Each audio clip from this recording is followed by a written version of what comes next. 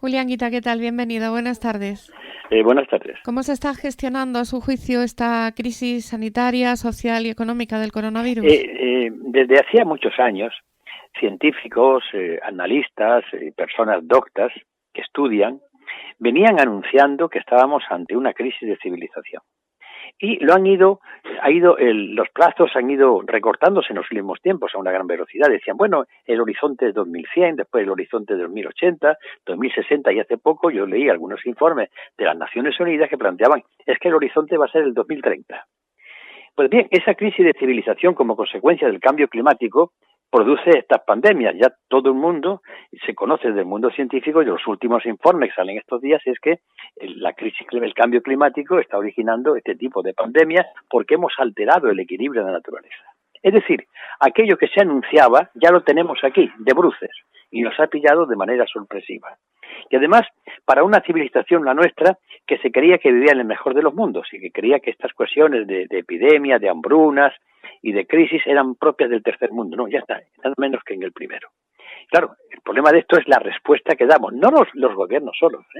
Los gobiernos solos no pueden dar una respuesta, necesita que la respuesta también sea social, de una mentalidad ciudadana que debe saber que ya no volveremos a tiempos pasados y que hoy tenemos que cuidar, primero, por los que más desfavorecidos son los primeros a la hora de que haya acopio de recursos para ellos, los que no tienen nada. Eso es primero. En segundo lugar, por mandato de las Naciones Unidas, por el mandato constitucional y porque es de justicia que todo el mundo tenga un techo, que todo el mundo tenga un trabajo, que tenga la alimentación, la educación y la salud.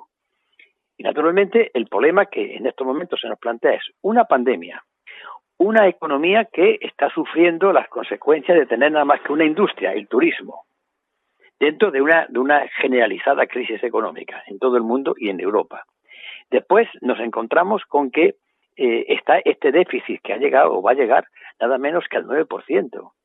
Y además, según criterio constitucional, los intereses de la deuda hay que pagarlos, este cambio que se hizo en el año 2011, hay que pagarlos con prioridad a otros gastos. Es decir, estamos ante una situación muy difícil en la que hace falta que el gobierno tire para adelante, el gobierno que sea, este u otro, que sepa que los más desfavorecidos no pueden aportar los sacrificios y que los que más ingresan sí tienen que aportar sacrificios, y una disciplina ciudadana de asumir que hay que buscar otras maneras de vivir, desde las exigencias de que las necesidades y los derechos primarios estén atendidos.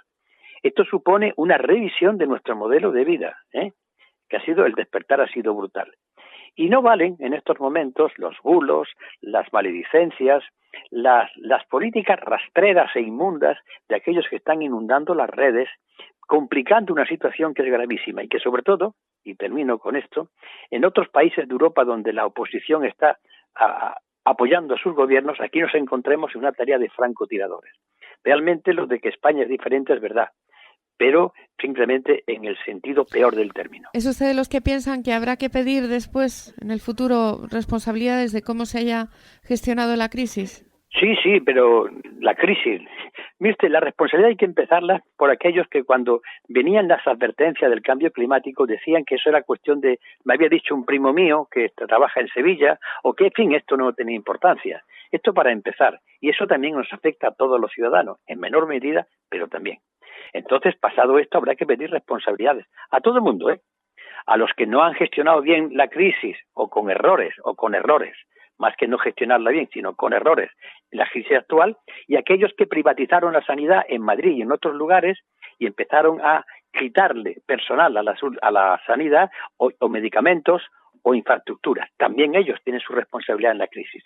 Es decir, que pidamos responsabilidades, pero simultáneamente, o si usted quiere preferencialmente, olvidemos eso, si se quiere olvidar, y empecemos a salir de esta crisis unidos. Y cuando digo unidos no quiero decir uniformados. ¿A su juicio cuál sería la fórmula? Estamos en una situación que exige medidas drásticas, primero de justicia, primero los que no tienen nada. Y en segundo lugar, y esto para mí es muy importante, que todos tendremos que aportar algo, pero desde luego los que más tienen más. Y doy una cifra de la historia. En plena crisis del año 1929, el capital americano, los capitalistas, entendiendo que aquella crisis era tremenda, aceptaron pagar el 95% de sus impuestos. Vamos a ver aquí qué pasa con los fondos buitres? ¿Qué pasa con los que no pagan los impuestos que debían pagar? ¿Qué pasa con los paraísos fiscales? ¿O qué pasa con los maletines de dinero que los patriotas están llevando de este país? A eso hay que meterle mano. Más de la mitad de las víctimas mortales de esta crisis en la provincia de Córdoba, al menos, son mayores que estaban ingresados en residencias de ancianos. No sé qué piensa sobre este dato y si cree que deberían tomarse algún tipo de medida. La sanidad, el transporte público, las infraestructuras de un país, desde la energía eléctrica hasta la banca, no pueden ser destino y objeto de negocio privado. Eso es antinatural. Los poderes públicos son los que tienen que tener en sus manos esos mecanismos e instrumentos. Residencias que en muchos casos, como se ha visto en Madrid, pues no tenían los medios suficientes porque estaba montado eso desde la perspectiva del negocio. Y a mí me parece muy bien que la gente monte un negocio para ganar dinero, sí, yo eso lo entiendo, pero depende en qué cosa. No es lo mismo fabricar algo que tener y buscar la atención o el gasto, el beneficio en invertir en sanidad, porque naturalmente lo primero es el beneficio y algo se resiente. Las privatizaciones de la salud pública en Madrid han sido escandalosas, ahí están las consecuencias. Es decir, yo creo que debemos asumir todos nuestra responsabilidad y procurar que esto no vuelva a ocurrir. Y naturalmente, yo no quiero hacer un borrón y cuenta nueva. Lo único que quiero decir es que pidamos responsabilidades, pero que van más allá de la acción puntual de cómo se está administrando lo del COVID-19. Que esto tiene unos antecedentes, que tiene unas causas, que hay que ir a ellas. Porque si no vamos a eso, ¿cómo vamos a salir? Cuando pase la epidemia, volvemos a lo mismo, a seguir con una sanidad privatizada. Seguimos a lo mismo sin que aquí la gente que tiene no pague impuestos o los evada. Seguimos pensando que el mandato constitucional de aquella malhadada reforma de 2011, que prioriza el pago de la deuda pública, fíjese, una deuda que estaba en el 2 y pico, en el 3, y se va a disparar al 10 y pico. Eso se prioriza, el pago de esa deuda, que la hemos contraído, la última deuda es por atender las cuestiones del coronavirus. Se prioriza a atender el gasto público que los más necesitados tienen. Este es un problema que tenemos muy gordo. Y por tanto, bastaría con que dijeran, bueno, vamos a corregir esto. Yo creo que sería la mejor autocrítica que se puede hacer. Corrijamos esto. Lo que no se puede pretender es, a una vez que ha acabado la pandemia, volvamos. No es igual. La crisis, el cambio climático está ahí. Y nos está diciendo que no podemos seguir. Fíjese qué cosa más curiosa. En este tiempo en que ha bajado el nivel de la industria, el clima se ha ido recuperando algo. El aire está más limpio. Los animales han vuelto a los sitios por los que antes solían. Es decir, la naturaleza está agradeciendo este pequeño gesto, pequeñísimo, que se le está dando y además obligado por las circunstancias. El criterio de desarrollo económico, de crecimiento económico, tiene que ser puesto en cuestión. El planeta no puede admitirlo. Es decir, ha llegado la crisis y de pronto no podemos pretender que cuando se vaya la crisis volvemos a lo mismo. No podemos volver a lo mismo, porque entonces, cuando venga la próxima, si seguimos agrediendo al medio ambiente, será muchísimo más grave. ¿Cuál va a ser el escenario al que nos vamos a enfrentar en el futuro? Pero fíjese la situación. Mire, se cierran empresas, aparecen los ERTES, que es un cierre. Había un paro que se ha incrementado, había una exclusión social que se incrementa, había una precariedad que no quiero decir lo que se ha enfrentado, con un tejido productivo que estaba basado en pequeños negocios, en el turismo, aparte de una industria automóvil, pero nada más, poco más diría yo. Bien, esa es la fuente de ingresos. El dinero público sale de los bolsillos de los ciudadanos, bien como un trabajador, bien como un empresario, bien como un rentista. No hay otro dinero que el que salga de las arcas públicas, viene del ciudadano. Y cuando ese ciudadano no pueda producir porque no tenga trabajo y no pueda pagar impuestos o porque tenga que cerrar la fábrica o el negocio, dígame de dónde saca el Estado el dinero. Y además cuando tiene que pagar esta cantidad de déficit público, que llega al 10%, acabo de decirle un momento. ¿Qué hacemos entonces? Se exige que la gente esté atendida, que haya un subsidio de desempleo. Estoy totalmente de acuerdo, por mandato de las Naciones Unidas y mandato constitucional. Pero hacen falta recursos. ¿Dónde están los recursos? Si resulta que los que producen las rentas a través de los impuestos se encuentran mermada su capacidad de pagar impuestos, pues alguien tiene dinero. Ha llegado el momento de las grandes decisiones. y por tanto los que más tienen que pagar más. Y le he puesto un antecedente histórico del año 1929 en Estados Unidos, la capital del capitalismo. Pero es que esto es así. En este momento todos tendremos que poner algo de esfuerzo y de austeridad por nuestra parte, menos los que no tienen nada, y ya bastante tienen. Pero a partir de ahí tienen que poner gradualmente y de manera directamente proporcional a lo que tienen, y no valen excusas. Y para eso hace falta un gobierno fuerte en esto y además una población civil que lo apoye en estas medidas. ¿Cree usted que se da esa circunstancia, la de que haya un gobierno fuerte que esté proponiendo soluciones? Bueno, los gobiernos fuertes no son fuertes porque sean monocolores, son fuertes porque sus políticas sean correctas y hagan lo que en justicia hay que hacer. Y yo creo que automáticamente, cuando eso sea así, una parte de la población, entre la que yo me encuentro, estaría dispuesta a aportar sacrificios personales, siempre y cuando yo vea que los que tienen más que yo sean los primeros que pasen pagando. Y además, como ciudadano, creo que cuando yo tenga que apoyar al gobierno, se apoyará al gobierno. Y para eso tengo que aliarme con otros vecinos, con otras personas, para crear una sociedad cohesionada. Estoy dispuesto a ello. Aparecerá dentro de poco un escrito sobre esta cuestión que vamos a lanzar algunos. Hace falta hacer un llamamiento para que la sociedad entienda que estamos ante una situación difícil y que los gobiernos necesitan crítica, que necesitan que haya protesta, pero cuando es necesario necesitan apoyo. Y hay que jugar con las dos bazas.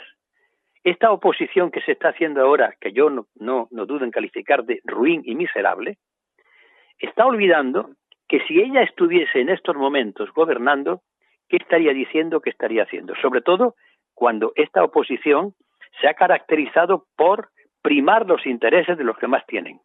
¿Volverán a hacer lo mismo?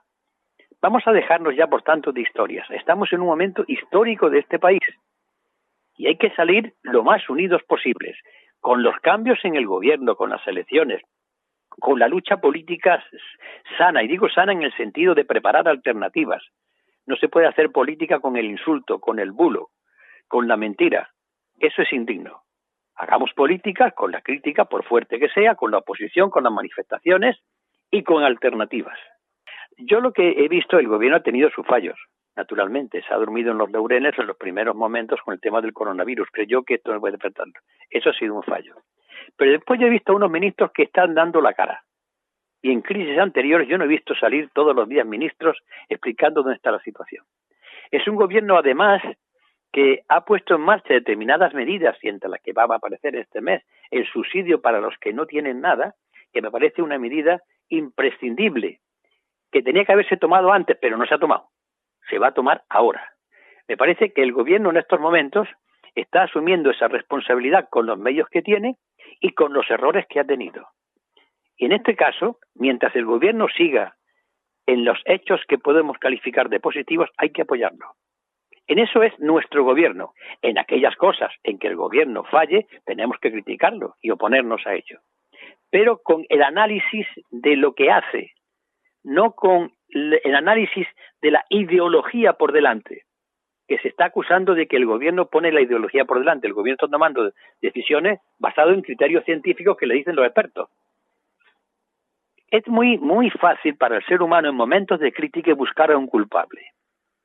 Esa es la mejor manera de suicidarse colectivamente. ¿Cómo sería esa fórmula de reforma fiscal que propone? Una reforma fiscal, persecución de los paraísos fiscales, acabar con los privilegios a la hora de pagar impuestos, que los que más tienen que paguen más. Vamos, la cosa está clarísima. Una fiscalidad fuerte. Acabo de mencionarle a usted el ejemplo de Estados Unidos, y cuando yo le he puesto como ejemplo el caso de Estados Unidos, ya estoy diciendo que me parece que es algo que hay que poner aquí, porque he situado el problema. Los gastos sociales van a aumentar, y para mí los gastos sociales son lo primero, lo más importante. Incluso si no se cumple el mandato constitucional del artículo 135 que reformaron el PSOE y el PP, a la limón los dos. Los gastos sociales son fundamentales, más los gastos en investigación, más los gastos sanitarios. Y después tejido productivo, pero para eso un tejido productivo que no esté al albur de los criterios de lo que está ocurriendo con una pandemia, sobre todo el turismo. otro tipo de tejido productivo, que sea más rentable, que sea más difícil, que aguante mejor las crisis que puedan venir, y sobre todo el acopio de recursos que hace falta para ayudar a las propias empresas, y esto está en quien tiene dinero.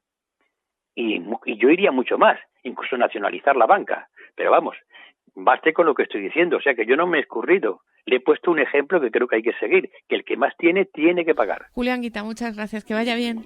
Gracias. Gracias.